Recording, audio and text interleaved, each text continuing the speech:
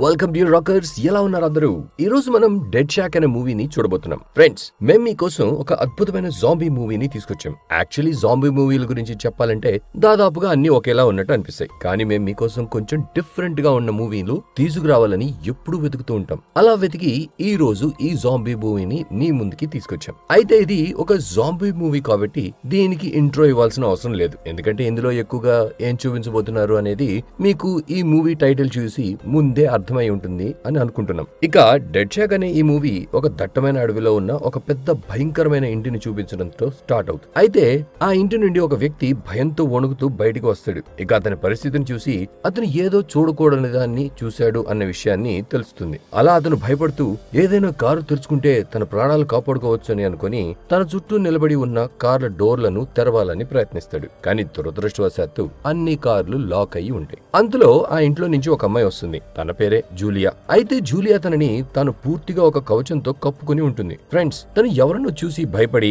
తన సేఫ్టీ కోసం ఆ కవచం వేసుకున్నట్టు అనిపిస్తుంది. ఇక జూలియా ఆ వ్యక్తిని చూసి కార్ కీస్ చూపిస్తూ, నీకు ఇది కావాలా? అయితే ఇక్కడికి వచ్చి తీసుకో అని అంటుంది. అయితే జూలియా మాటలు విని ఆ వ్యక్తి వీలైనంత త్వరగా అక్కడి నుండి పారిపోవాలని ప్రయత్నిస్తాడు. అలా పారిపోతూ అతను ఒక కార్ డోర్ తెరిచి ఉందని చూసి అందులోకి వెళ్లి దాక్కుంటాడు. కానీ దురదృష్టవశాత్తు జూలియా అతన్ని చూసేస్తుంది. ఆ తరువాత జూలియా ఒక షార్ట్ గన్ తీసుకుని ఆ వ్యక్తిపై గురిపెట్టి ట్రిగర్ నొక్కుతుంది. దాంతో ఆ వ్యక్తి అక్కడికక్కడే చనిపోతాడు. కానీ జూలియా అక్కడితో ఆగకుండా కారు డోర్ కూడా తెరిచి అక్కడి నుంచి వెళ్లిపోతుంది. ఇక జూలియా వెళ్లిపోయిన తర్వాత అక్కడికి ఒక జాంబీ వస్తాడు. ఆ జాంబీ కారు లోపలికి వెళ్లి ఆ చనిపోయిన వ్యక్తిని తినడం మొదలు పెడతాడు. ఫ్రెండ్స్, జూలియా గురించి చెప్పాలంటే జూలియా తన కుటుంబంతో కలిసి ఆ ఇంట్లోనే ఉంటుంది. ఇక సుమారు 10 సంవత్సరాల క్రితం ఆ ఇంట్లో ఏం జరిగిందో ఏంటో కానీ ఆ ఇంట్లో ఉన్న వాళ్ళందరూ జాంబీలుగా మారిపోయారు. అయితే వాళ్ళు జాంబీలుగా మారడానికి కారణం ఏంటి అనేది ఈ మూవీలో అయితే చూపించలేదు. ఇక జూలియా మాత్రం జాంబీగా మారకుండా ఎలాగోలా తప్పించుకుంటుంది. అయితే జాంబీలు ఎదురుగా ఎవరు ఉన్నారని పట్టించుకోకుండా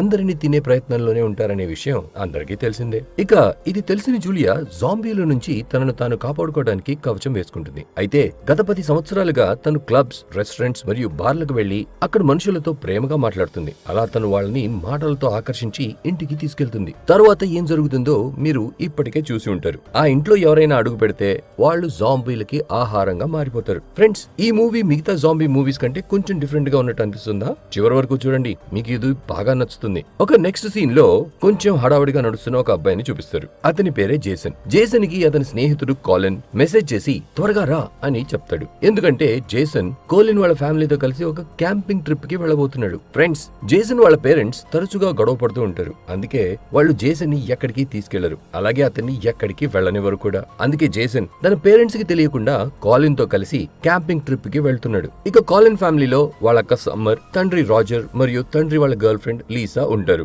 అయితే కాలిన్ వాళ్ళ నాన్న రాజర్ కి కూడా గర్ల్ ఫ్రెండ్ ఉంటుంది. ఎందుకంటే అతను ఒకసారి కాదు 2-3 సార్లు విడాకులు తీసుకున్నాడు. ఇక విడాకులు తీసుకున్న ప్రతిసారి అతను కొత్త కొత్త అమ్మాయిలతో ఫ్రెండ్షిప్ చేసి వాళ్ళని టెస్ట్ చేస్తూ ఉంటాడు. ఆ టెస్ట్ లో అతని కొత్త గర్ల్ ఫ్రెండ్ పిల్లల్ని ప్రేమగా చూసుకుంటుందా, ఆమె నిజంగా పిల్లలతో కలిసిపోతుందా లేదా అనే విషయాలను పరిశీలిస్తాడు. అదే విధంగా అతని పిల్లలకి కూడా తన కొత్త గర్ల్ ఫ్రెండ్ నచ్చుతుందా లేదా అని కూడా చూస్తాడు. ఒకవేళ ఆమె వాళ్ళకి నచ్చితే ఆమెనే పెళ్లి చేసుకుంటాడు. అయితే ఈసారి రాజర్ గర్ల్ ఫ్రెండ్ లీసా అంటే కోలిన్ మరియు సమ్మర్ ఇద్దరికి అస్సలు ఇష్టం లేదు. కానీ రాజర్ తన పిల్లలకి లీసాని అర్థం చేసుకోవడానికి కొంచెం సమయం ఇస్తాడు. ఇక అతను అందరూ కలిసి ఉండి ఒకరినొకరు అర్థం చేసుకోవాలనే ఉద్దేశంతో ఈ క్యాంపింగ్ ట్రిప్ ని ప్లాన్ చేస్తాడు. అయితే జేసన్ ఈ ట్రిప్ కి వెళ్ళడానికి ఒక ముఖ్యమైన కారణం ఏంటంటే అతనికి కోలిన్ వాళ్ళ అక్క సమ్మర్ అంటే చాలా ఇష్టం. ఇక ఈ ట్రిప్ వాళ్ళ జీవితంలో సంతోషం కాకుండా సమస్యగా మారుతుందేమో అని నాకు భయమేస్తుంది. అయితే వాళ్ళు క్యాంపింగ్ వెళ్లే ప్రదేశం చాలా దూరం కావడంతో ప్రయాణం చేయడానికి ఎక్కువ సమయం పడుతుంది. ఇక అందరూ కలిసి సరదాగా గడుపుతూ ట్రిప్ మొదలు పెడతారు. ఆ తర్వాత వాళ్ళు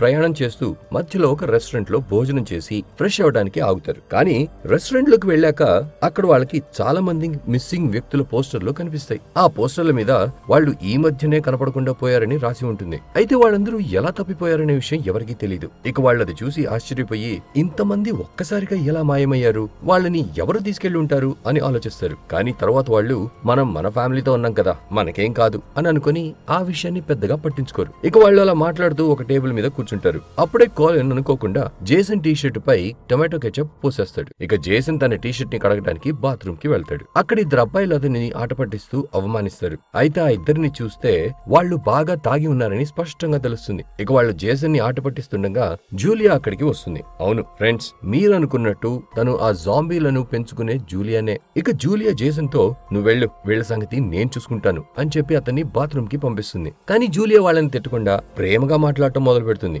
ఎందుకంటే జూలియా ఇప్పుడు వాళ్లనే జాంబీలకి ఆహారంగా తీసుకెళ్లబోతుందని అర్థమవుతుంది. ఇంకోవైపు జేసన్ మరియు కోలిన్ వాళ్ళ ఫ్యామిలీ ఆ రెస్టారెంట్ లో పొట్ట నిండా తిని క్యాంపింగ్ సైట్ కి బయలుదేరతారు. కానీ క్యాంపింగ్ సైట్ కి వెళ్లిన తర్వాత వాళ్ళ మూడు కాస్త పాడైపోతుంది. ఎందుకంటే రాజర్ కొంచెం చీప్ గా అనిపించిందని అడవి మధ్యలో ఉన్న ఒక పాడుపడిన ఇంటిని బుక్ చేసుకున్నాడు. ఫ్రెండ్స్, అది ఒక పాడుపడిన ఇల్లు. ఆ ఇల్లు చూస్తే ఎన్నో సంవత్సరాలు అక్కడ చిన్న ఈగ కూడా వాలనట్టు ఉంది. అప్పుడు రాజర్ అందరితో ఇల్లు బాగానే ఉంది కదా, మనుషుల నుంచి సిటీలో ఉండే సందడి నుంచి దూరంగా చాలా ప్రశాంతంగా ఉంది. అయినా మనం 3 రోజులు మాత్రమే ఇక్కడ ఉంటాం కాబట్టి మీ మూడుని మార్చుకుని ఎంజాయ్ చేయండి అని అంటాడు. దాంతో అందరూ వాళ్ళ సామాన్లు తీసుకుని ఇంటి లోపలికి వెళ్లి సామాన్లు సర్దుకుంటారు. ఇక సామాన్లు సెట్ చేసిన తర్వాత సమ్మర్, కోలిన్ మరియు జేసన్ కలిసి చుట్టూ ఉన్న ప్రాంతాన్ని ఎక్స్ప్లోర్ చేయాలని నిర్ణయించుకుంటారు. దాంతో వాళ్ళు ముగ్గురు కలిసి ఇంటి బయటికి వెళ్లి చూస్తారు. అయితే వాళ్ళకి ఎటు చూసినా అడవి తప్ప ఇంకేమీ కనిపించదు. అలా వాళ్ళు అడవిలో ముందుకు వెళ్తూ ఉండగా కాలిన్ కి దారి మధ్యలో ఒక ఎముక కనిపిస్తుంది. ఇక వాళ్ళు దాన్ని జంతువు ఎముక అని అనుకుని దాంతో ఆడుకోవటం మొదలు పెడతారు. అయితే వాళ్ళు ఆడుకుని అక్కడి నుంచి వెళ్లిపోయిన తర్వాత ఆ ఎముక జంతువుది కాదని మనిషిది అని మనకి తెలుస్తుంది. ఎందుకంటే ఆ ఎముక దగ్గరే ఒక మానవ పుర్రె కూడా ఉంటుంది. కానీ ఆ సమయంలో ఎవరి దృష్టి దానిపైన పడలేదు. అయితే వాళ్ళు కొంచెం దూరం వెళ్ళాక అక్కడ వాళ్ళకి ఒక ఇల్లు కనిపిస్తుంది. ఫ్రెండ్స్, ఆ ఇల్లు ఎవరిదో కాదు, జూలియాదే. జూలియా ఆ ఇంట్లోనే జాంబీలను బంధించి ఉంచింది. అంటే చీప్ గా దొరికిందని రాజర్ జూలియా పక్కనే ఉన్న ఇంటిని క్యాంపింగ్ కోసం బుక్ చేసుకున్నాడు. ఫ్రెండ్స్, ఇప్పుడు జూలియా వీళ్ళని ఒక జాంబీలకి ఆహారంగా ఇస్తుందని అనిపిస్తుంది. ఇక వాళ్ళు ఆ ఇంటి చుట్టూ సరిగా వెతికినప్పుడు వాళ్ళకి ఒక డ్రమ్ కనిపిస్తుంది. ఆ డ్రమ్ లో జూలియా అంతకు ముందు అక్కడికి తీసుకొచ్చిన వ్యక్తుల సామాన్లను కాల్చిందని తెలుస్తుంది. ఇది చూసి ముగ్గురికి అక్కడ ఖచ్చితంగా ఏదో జరిగి ఉంటుందని అర్థమవుతుంది. దాంతో వాళ్ళు ఇక్కడ ఏదో తేడాగా ఉందని అనుకుని మనం వెంటనే ఇక్కడి నుంచి వెళ్లిపోవాలి అని అనుకుంటారు. కానీ అంతలో వాళ్ళకి అక్కడ ఒక కార్ వస్తున్న శబ్దం వినిపిస్తుంది. దాంతో ముగ్గురు అక్కడే దాక్కుంటారు. అయితే ఆ కార్ లో జూలియా ఉంటుంది. తన రెస్టారెంట్ లో ఉన్న ఆ ఇద్దరిని తన మాటల్లో పడేసి వాళ్ళని అక్కడికి తీసుకొచ్చింది. ఇప్పుడు తను వాళ్ళని కూడా మిగిలిన వాళ్ళలాగా చంపేస్తుంది. అయితే జేసన్ మరియు సమ్మర్ అక్కడి నుంచి వెళ్లిపోవాలని అనుకుంటారు. కానీ కాలిన్ మాత్రం లోపల ఏదో ఆసక్తికరంగా జరగబోతుంది, మీరు రాకపోయినా నేను మాత్రం వెళ్లి చూస్తాను అని చెప్పి కిటికీ నుండి చూడడానికి వెళ్తాడు. ఇక ఆ మూర్ఖుడు కాలిన్ వల్ల జేసన్ మరియు సమ్మర్ కూడా అతని వెనక వెళ్లాల్సి వస్తుంది. ఇక వాళ్ళు కిటికీ నుంచి లోపలికి చూస్తారు. లోపల జూలియా ఆ ఇద్దరు వ్యక్తులకి డ్రింక్స్ ఆఫర్ చేస్తూ ఉంటుంది. అయితే తను తాగకుండా వాళ్ళిద్దరినే స్వయంగా తాగిస్తూ ఉంటుంది. ఇక వాళ్ళిద్దరూ తాగిన వెంటనే స్పృహ తప్పి పడిపోతారు. తరువాత జూలియా వాళ్ళని ఆ పరిస్థితిలో ఒక గది దగ్గరికి తీసుకెళ్తుంది. అక్కడ తను జాంబీలుగా మారిన తన కుటుంబ సభ్యులని ఉంచింది. ఇక తను ఆ ఇద్దరిని అక్కడే వదిలేసి తలుపు తెరుస్తుంది. దాంతో గదిలో బంధించిన తన జాంబీ కుటుంబ సభ్యులు బయటికి వచ్చి బ్రతికుండగానే వాళ్ళని తినడం మొదలు పెడతారు. ఇది చూసి జేసన్ మరియు మిగతా వాళ్ళు భయపడిపోతారు. ఇక వాళ్ళకి అక్కడి నుంచి ఎలా తప్పించుకోవాలో అర్థం కాదు. దాంతో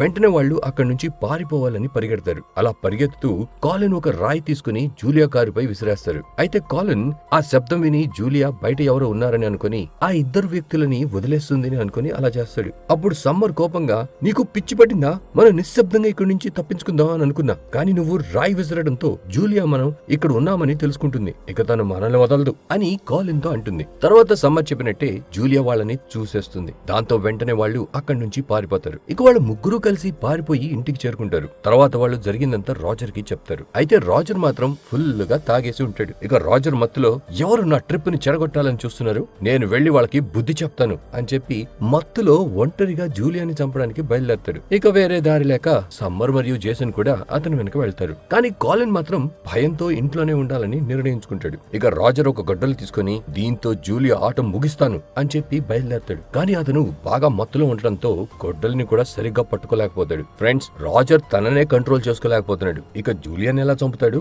అందువల్ల జేసన్ మరియు సమ్మర్ కూడా జూలియాకి బుద్ధి చెప్పాలని రాజర్ తో కలిసి వెళ్తారు. ఇక జూలియా వాళ్ళ ఇంటి దగ్గరికి రాగానే రాజర్ ఏమీ ఆలోచించకుండా ఇంట్లోకి వెళ్లాలని ప్రయత్నిస్తాడు. అప్పుడు సమ్మర్ అతన్ని అడ్డుకుని, జాగ్రత్త, జూలియా దగ్గర తుపాకీ ఉండవచ్చు అని హెచ్చరిస్తుంది. కానీ రాజర్ ఏమీ పట్టించుకోకుండా లోపలికి వెళ్లిపోతాడు. దాంతో సమ్మర్ మరియు జేసన్ కూడా తనతో పాటు ఇంటి లోపలికి వెళ్తారు. ఇక రాజర్ మొత్తం ఇల్లంతా వెతుకుతాడు. కానీ వాళ్ళకి జూలియా ఎక్కడా కనిపించదు. అలాగే జాంబీలు కూడా ఎక్కడా కనపడవు. అప్పుడు రాజర్ వాళ్ళిద్దరితో, మత్తులో ఉన్నది నేనా లేదా మీరా? ఎక్కడ ఉన్నారు జాంబీలు? నేను వాళ్ళని చూడాలి అని అంటాడు. మరోవైపు కాలిన్ కి అర్జెంట్ గా టాయిలెట్ వస్తుంది. దాంతో అతను లీసా దగ్గరికి వెళ్లి, నాతో పాటు బాత్రూమ్ కి రా, లేదంటే జూలియా ఇక్కడికి వచ్చి నన్ను చంపుతుందేమో అని నాకు అనుమానంగా ఉంది అని అంటాడు. అప్పుడు లీసా, తనకి మన ఇల్లు ఇక్కడే ఉందని తనకు తెలియదు కదా, మరి ఎలా వస్తుంది, ప్రశాంతంగా వెళ్ళిరా, ఎవరు ఎవరు రారు అని కాలిన్ తో అంటుంది. ఇక కాలిన్ భయపడుతూ బాత్రూమ్ కి వెళ్తాడు. అతను బాత్రూమ్ కి వెళ్లిన వెంటనే జూలియా అక్కడికి వస్తుంది. అయితే జూలియా ఆ ముగ్గురిని వెంబడిస్తూ ఆ ఇంటి వరకు వస్తుంది. ఇక తను వచ్చి